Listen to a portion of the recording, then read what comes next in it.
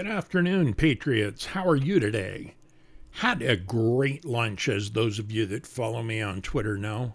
Wow, I love digging up those old recipes. They, for me, are a throwback to times when I had plenty of time to cook. My early days, I was a chef long before I was in technology. So going back nearly 4 decades. So anyhow, great lunch. Hope you're having a great day. Today's topic, we're going to talk about the media and why it is so many people don't believe what we are seeing, let alone what we're uncovering, because the media has done a great job in preventing them from knowing the truth. So let's keep that in mind, and let's take a look and dig a little deeper. So as you know, Chris Wallace has joined the show over at CNN, and he was good enough to send a company photo. So this is the office photo for CNN. Look at these great guys. What a wonderful group. So we've thought for the longest time we could tune into our evening news and be informed of the news of the world. I grew up watching the footage of Vietnam on the nightly news, and I dreaded, as I grew closer and closer to recruitable age, that whole skirmish.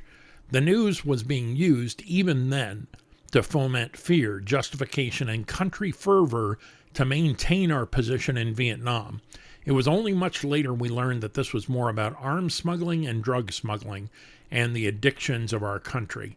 So even then, once that started to come out, we started to realize, wow, okay, what else are we being lied to about? What's interesting is those of us that are digging up facts are actually reporting them a week ahead of media in general today. Think about that. It's there.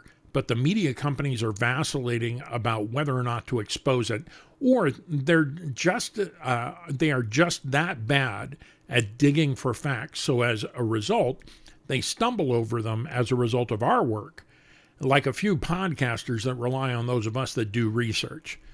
We've also seen the replication of the script. This video has been around for some time, but it's worth at least reviewing. So let's take a peek at it.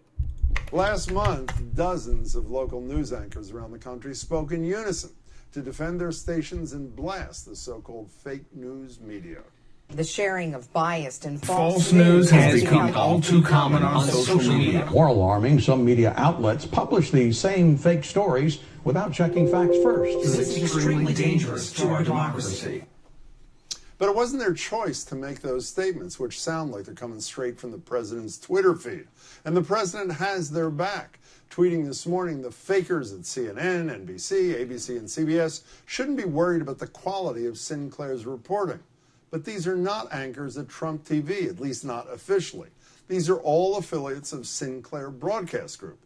And while you likely have never heard of them, they own or operate more TV stations than any broadcaster in the U.S. And by the way, that includes NBC 10 in Providence, Rhode Island.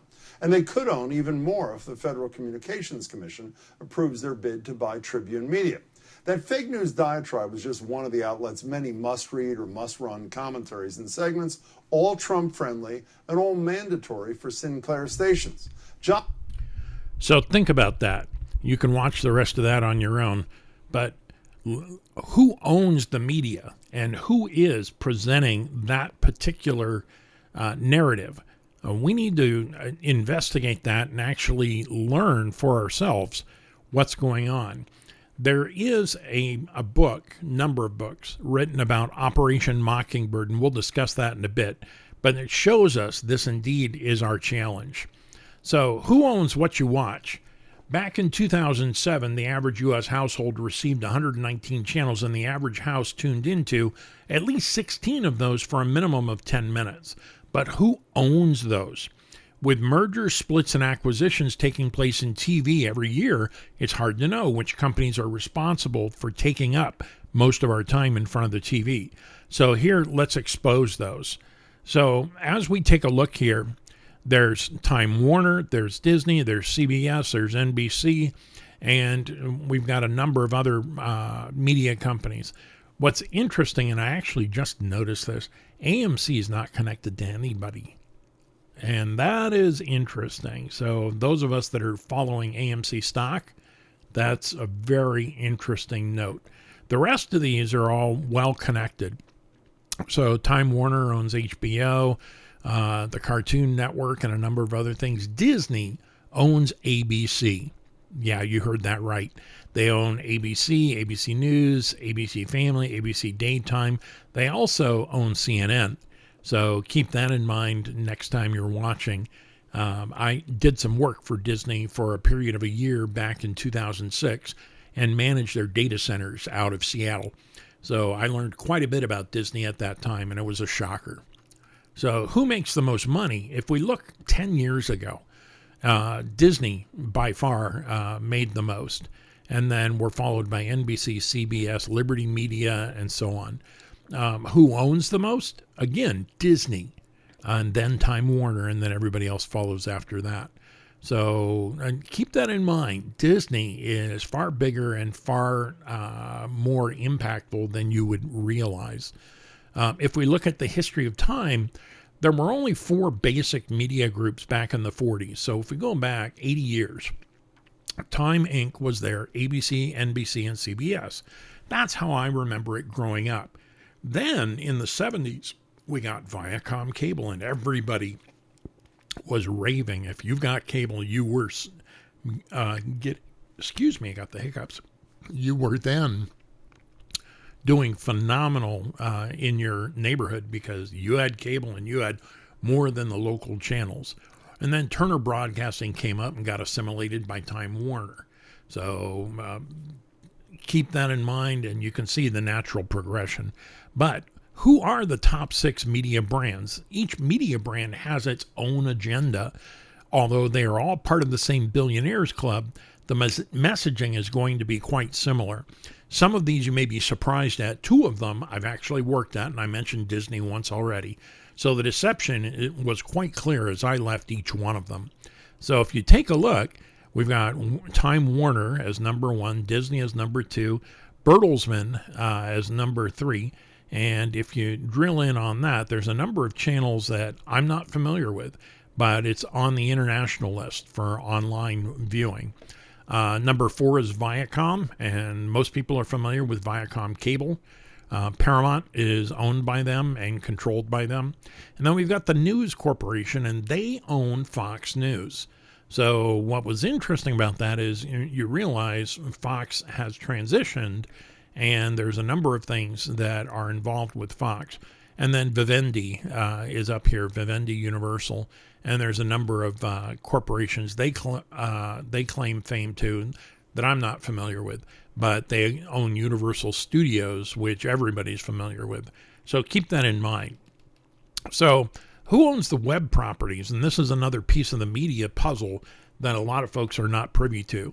Since media has transitioned to the internet, it's important to know who owns and controls that message.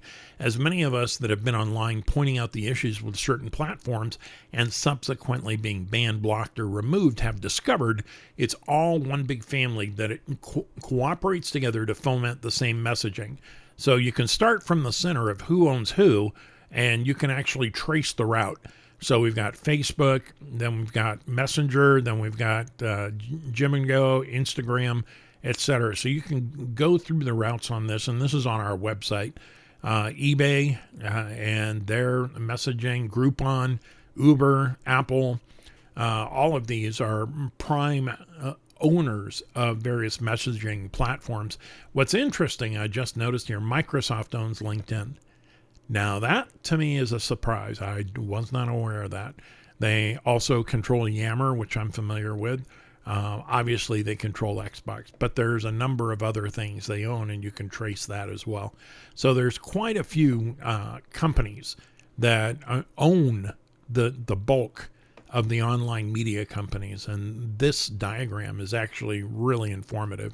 So let's take a look at the 6 media companies that own almost everything, and let's do a dive into those top 6 companies and their backgrounds. So let's look at the corporations. We'll start with National Amusements in and of themselves. And this is owned by Sumner Redstone, and his net worth is pretty close to $4.6 billion. And remember, I said this is the Billionaires Club. This is exactly right. Now, keep this in mind. This gentleman owns Black Entertainment TV, BET. He owns all of the BET properties. Now, I know BLM would say something about that, wouldn't they? So why is it this gentleman owns all of those properties? What's going on there? He owns CBS. He owns the Country Music Channel, MTV, Nickelodeon, Paramount, all the rest of those, as well as Viacom. There's a number of things he owns in print: Pocketbooks, Simon & Schuster, CBS Games, and then his internet properties include CNET, ZDNet. All of these were staples when I was in Silicon Valley many years ago. So that's interesting to note. Now, Bob Iger, a lot of people are familiar with him. His annual salary, his net worth is not published, is $44.9 million. So I suspect he's in the Billionaires Club as well. His media assets, obviously Disney, A&E Networks, ABC for sure, Buena Vista, which is an offshoot of Disney, ESPN and CNN and all the rest of those guys. And look at that, Crime and Investigation Network. Now that's an interesting paradox. Marvel Networks, Marvel Studios, Lucasfilms, Military Network, Vice, all the rest of those. When it comes to gaming, they have their own platform. I was familiar with that when I was managing the Disney Internet Group. So, and then in the print press, a lot of Disney properties that are out there. So that's worth noting. The other one that's interesting is Icon in print, which is very interesting, the symbolism that they utilize. Let's take a look at Time Warner with Jeff Bukes. His annual salary is $32.5 million. He owns all of these properties. And take a look. There's CNN. There's HBO, Turner Networks, Warner, all the rest of those. The investments that they're heavily vested in right now to build out. Some of these I'm familiar with. Most of them I'm not. In print, Time Life, those were big magazines back in the day. They own Time Warner Cable, as well as several video game platforms.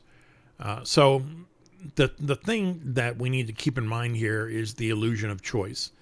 For years, we've had this illusion that those that were conservative trusted Fox News, only to find out in the late months of the last election that they were part of the same media beast. Let's take a look at how this is managed and controlled. So you've got this illusion of choice. And if you look, back in 1983, 90% of American media was owned by 50 companies. Interesting, right? That's 55 years ago, almost 60. I take it back. 50, my math is bad. 35 years ago, almost 40. All right, there we go. Now, in 2011, a decade ago, when this report was compiled, the same 90% is controlled by 6 companies. That's astounding. Here's the 6 companies. So we've got General Electric, News Corp, obviously they own Fox, Disney, Viacom, Time Warner, and CBS. 232 media executives control the information diet of 277 million Americans. That's one exec to almost a million subscribers, 850,000. That's an audience the size of San Francisco. Unreal. Total revenue for the Big Six was just short of $276 billion. That's 36 million more than Finland's gross domestic product, enough to buy every NFL team 12 times. And that was just for the year 2010. And it's 5 times the government bailout of General Motors. With television, the Big Six controls 70% of your cable. That's 3,762 businesses contribute 30%. The Big Six controls 70%.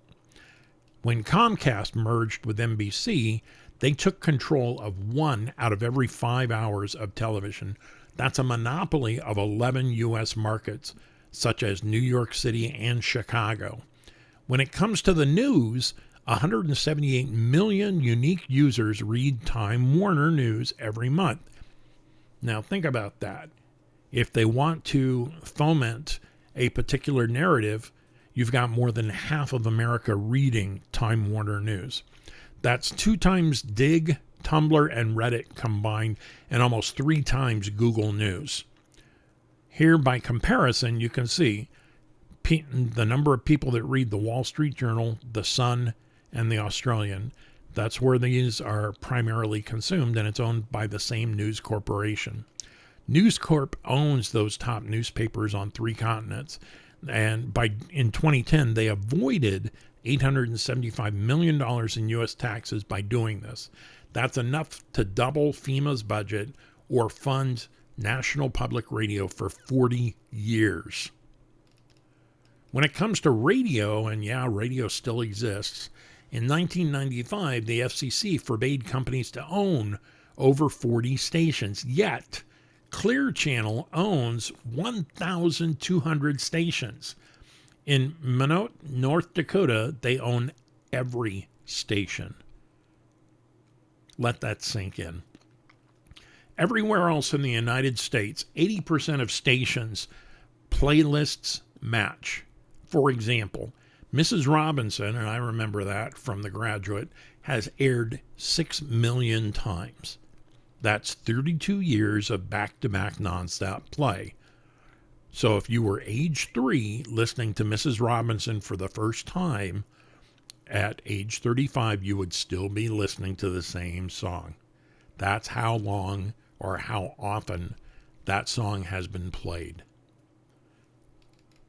When it comes to movies, the Big Six's box office sales hit $7 billion a decade ago. It's astronomical now. That's 2 times the box office sales of the next 140 studios. The Big Six compared to the other studios. Lastly, let's look at mergers. AOL spent $124 billion to buy Time Warner in 2001. I remember that. We were going through our own lawsuits at Microsoft. So when it came to monopolies as well as how you treat your employees, we all tuned into that. When they bought this, that's 6 times what Congress funded to rebuild Iraq. It was enabled by FCC deregulation and decades-long orgy of mergers and acquisitions. These 6 giants dominate our media landscape, and until regulations return, or they buy each other out of existence, they'll continue to control 90% of everything Americans see, hear, and consider important. So where do we go from there, right? How is this really impacting us? Let's talk a little bit about Operation Mockingbird, and there's some good books out there that you can dig up. Drop me a note or go search on Amazon. This is how this is done. Operation Mockingbird was initially created during the Cold War to manipulate communist countries and to work to overturn their governments. As a result of much of that success, this was turned on the American people, and during the Obama presidency, it was legislated around the Smith-Mundt Act of 48, 44, in that ballpark, in January of 2013. President Obama rescinded the act, allowing media companies to face no significant penalties for lying to the American people, thereby weaponizing the media prior to the historic 2016 election. So 3 years before the election, he knew that with the next election coming up, there was going to have to be a huge battle, and they had to guarantee that Hillary would get elected. So he weaponized the media so that they could turn them against whoever the opponent would be. Little did they know that would turn out to be Donald J. Trump. So this was written into law. It's public law. You can look it up on January 2nd of 2013. So this is no joke. So when we look at the mass media propaganda, 10 corporations control 90% of everything you see, read, and hear. Here they are listed for your convenience. The UK is even more concentrated, with only 7 corporations controlling 80% of the media. So when it comes to Operation Mockingbird, after World War II, the CIA attempted to buy the Post, New York Times, Newsweek, CBS, and many others. This is public record. The Office of Public Affairs worked with Hollywood, and still does today, to create positive images through films. These particular movies and TV series are great proofs of what happened here. One of the first whistleblowers, Carl Bernstein, disclosed over 400 journalists commissioned by the CIA. Let's look at one of those. Here he is, Anderson Cooper. He's a CIA asset, son of Gloria Vanderbilt, the Vanderbilt family being one of the wealthy families that rules the world, and he's reviewing what he's told to report today.